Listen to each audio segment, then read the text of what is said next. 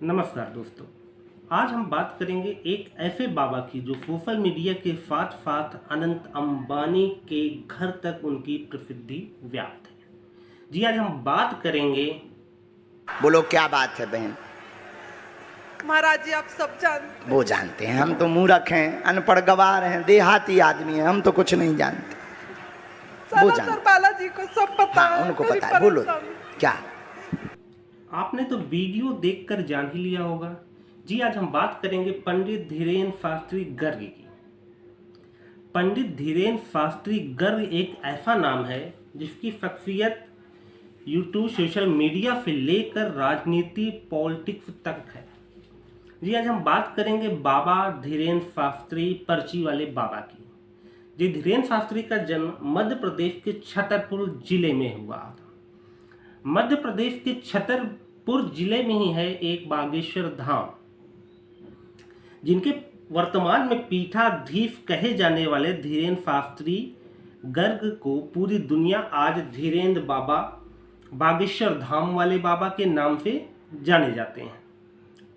जी, इनके यहाँ का प्रोसेस ये है कि इनके दरबार का प्रोसेस ये है कि इनके यहाँ 3 महीने पहले अर्जी दी जाती है।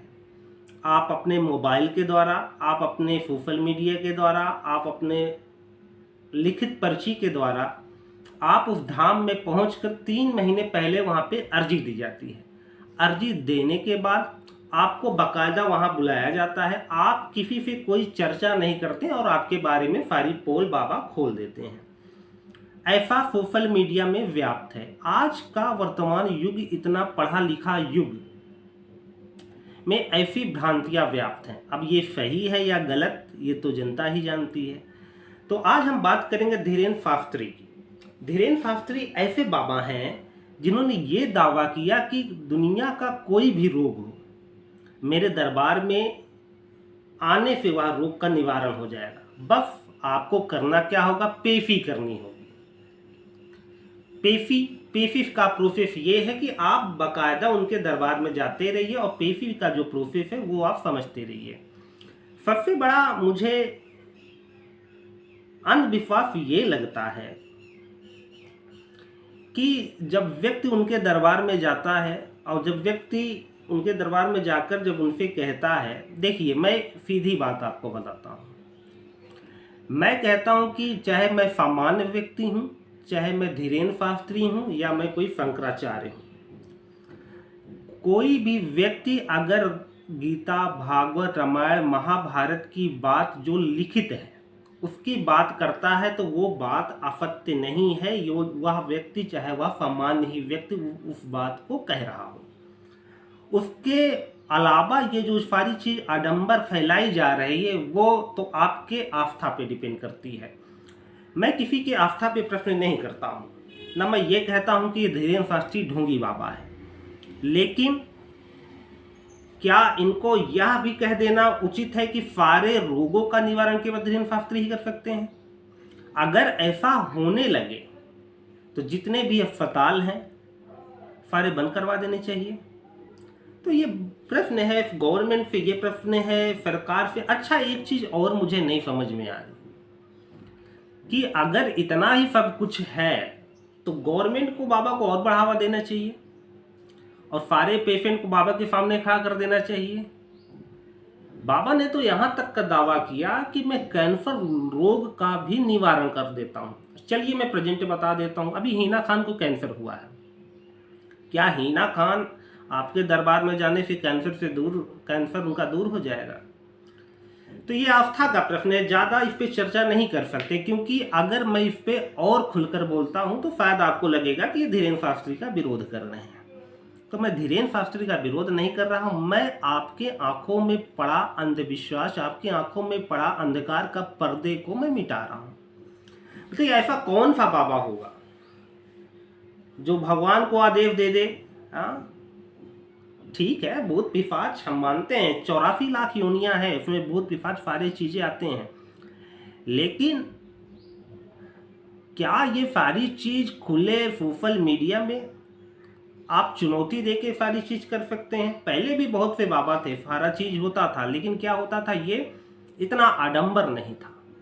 आज के समय में क्या है। इसके पहले इनका रिकॉर्ड देख लेते हैं तो 4 से 5 साल ये वाले बाबा जो हैं ये कहीं दिखाई नहीं दे रहे थे। आज क्या है, सोशल मीडिया का समय है। कोई भी अगर आपको ऐसा कुछ दिखता है, नए नए बाबा आ जाते हैं तो सोशल मीडिया क्या कर देता है, उनको फेमस कर देता है। अब उनके पास जन है तो जन है तो वोट है, तो वोट है तो गवर्नमेंट कुछ कर नहीं सकती है।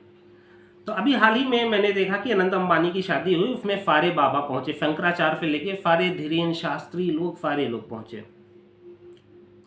वहां सामान्य व्यक्ति कोई नहीं था, यही लोग पहुंचे।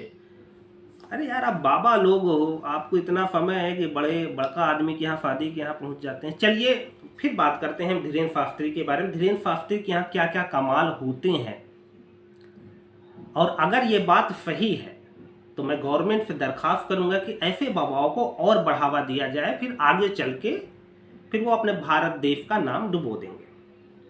चलिए आज बात करते हैं कि क्या है बाबा की सच्चाई। बाबा ये दावा करते हैं कि हम भूत की बाधा को दूर कर देंगे। तो बाबा आप ये भी बता दीजिए कि भूत पहचाने कैसे, क्या मुझे भूत चढ़ गया है।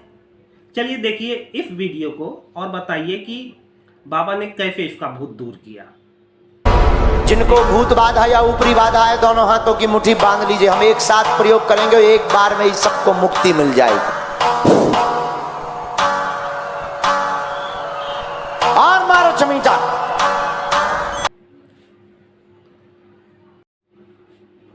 तो सबके मन में यही प्रश्न उठता है कि अगर बाबा ऐसे रोगों का इलाज झटपट कर देते हैं तो क्या हमें भी बागेश्वर धाम जाना चाहिए? जी अवश्य, हमें बागेश्वर धाम जाना चाहिए, लेकिन हमें धाम जाना चाहिए, ना कि किसी पार्टिकुलर व्यक्ति से मिलकर अपनी पर्ची खुलवानी चाहिए।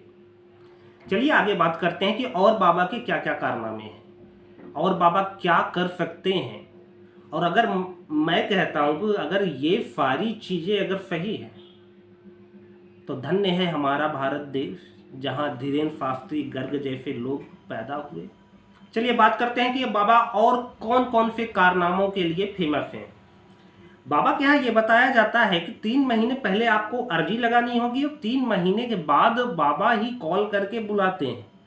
बाबा जब आपको बुलाएंगे तो आप उनके पास जाएंगे, आपको कुछ बताने की जरूरत नहीं है, बाबा आपके सारे पोल खोल देंगे। ये बाबा पर्ची वाले बाबा के नाम से भी फेमस है। देखिए इस वीडियो को और बताइए कि बाबा का ये कारनामा क्या नाम फेमस है और हर्षित शर्मा। कौन सी न्यूज है तुम्हारी? Mojo story Delhi. Mojo story हमने आज तक सुनी ही नहीं है जी। लेकिन हाँ जी, हमें ये ज्ञात था, तो जब हम दरबार में बैठे थे तब 2 पर्चे बनाकर हमने पहले ही रख लिए थे। ये क्या लिखा है?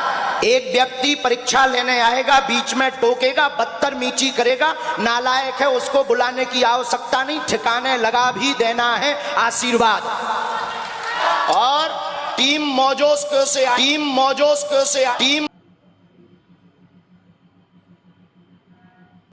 इस वीडियो को देखकर आपको तो पता ही चल गया होगा कि बाबा कैसे एक पर्ची में पूरा पता, नाम, एड्रेस, आपकी क्या समस्या, सारी समस्या बिना देखे अपने अंतर्दृष्टि से देखकर आपको बता देते हैं। बाबा के बहुत से ऐसे कारनामे हैं जिनको आप देखकर हैरान हो जाएंगे, और आपको अगर आप पढ़े लिखे नहीं हैं तो आपको तुरंत विश्वास होगा कि हाँ ऐसा कुछ है। लेकिन प्रश्न यहाँ पे 2 खेमे में बढ़ जाता है, एक वर्ग पढ़ा लिखा और एक वर्ग भोला भाला। तो ज़्यादातर देखा गया है कि इनकी जो सभा लगती है उनमें भोले भाले व्यक्ति ज़्यादा फंस जाते हैं, क्योंकि आजकल पूरे भारतवर्ष में 70% ऐसा घर है जहां पर थोड़ा सा भी पैर, हाथ, सर दर्द करने पर उसे भूत, पिशाच, रोग, बलाय जैसे बीमारियों की संज्ञा दी जाती है, जिसका निवारण डॉक्टर नहीं कर सकता, जिसका निवारण केवल बाबा जी ही कर सकते हैं। चलिए आपको आगे बताता हूं कि बाबा और कौन कौन से कारनामे कर सकते हैं।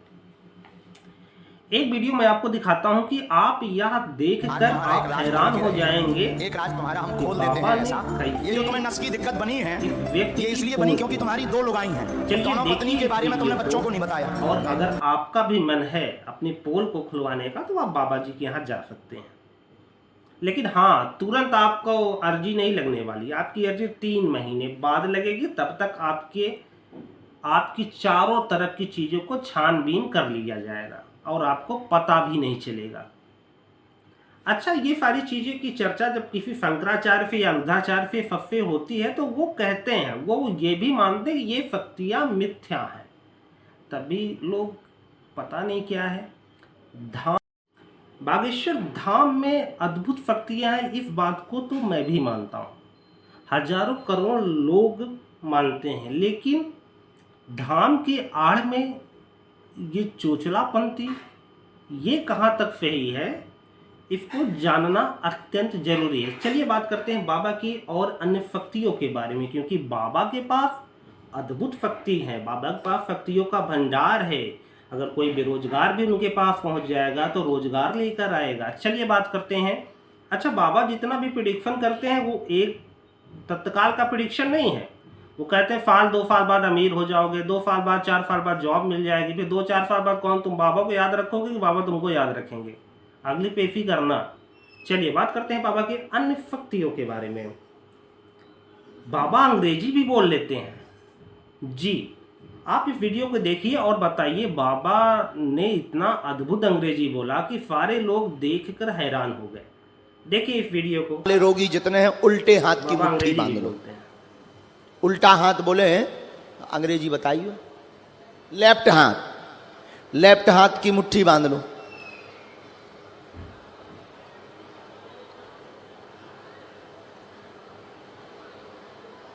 पांव की ना बांध रही हो, हाथ की। उल्टा हाथ जिसको बायां हाथ कहते हैं, अंग्रेजी में कहते हैं लेफ्ट, बांध लीजिए।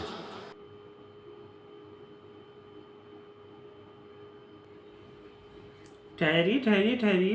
बाबा की अंग्रेजी सुनकर आप हैरान मत होइए। बाबा और कुछ कर लेते हैं। बाबा के कारनामों की अगर मैं गिनती कराऊं तो आप सारी चीज इस मॉडर्न युग में, इस साइंस के युग में, इस पढ़े लिखे युग में देखकर आप एकदम से हैरान हो जाएंगे। अच्छा, बाबा पॉलिटिक्स का केंद्र भी बने रहते हैं, हिंदू मुस्लिम मुद्दा को भी उछाल देते हैं। जब बाबा ने तो यहाँ कर दिए सबके घर में हथियार होना चाहिए, तो बाबा हमेशा हाईलाइट बने रहते। बाबा को पता है कि कौन सी चीज़ कब बोलनी है जिससे सोशल मीडिया में वायरल हो जाए। अच्छा, बाबा लेटेस्ट न्यूज़ से, करंट अफेयर से अपडेटेड रहते हैं। चलिए और जानते हैं बाबा के पास क्या क्या शक्तियाँ हैं, और इन शक्तियों को जानकर बाबा के दरबार में हम लोगों को जाना जरूर चाहिए। चलिए देखते हैं। अच्छा, बाबा ने सेना भी रखी है, वो ऐसी सेना जिसको केवल बाबा ही देख सकते हैं। वो केवल भूत पिशाचों को मार के लिए रखे, चिमटे वाली सेना, और सेना के पूर्वजों को भी जानते हैं। अद्भुत है बाबा आपकी शक्तियाँ। तो चलिए देखिए बाबा की इस वीडियो को जिसमें इन्होंने भूतों को मारने के लिए सेना का प्रयोग किया है। ऐसे बाबा को फट प्रणाम। चलिए देखिए बाबा को। चमीटा वाली सेना पूरी दरबार में आए। चमीटा वाली सेना पूरी दरबार में आए। माल लगाई जाए। अब सभी प्रेतों को माल लगाई जाए। ओम ओम ओम।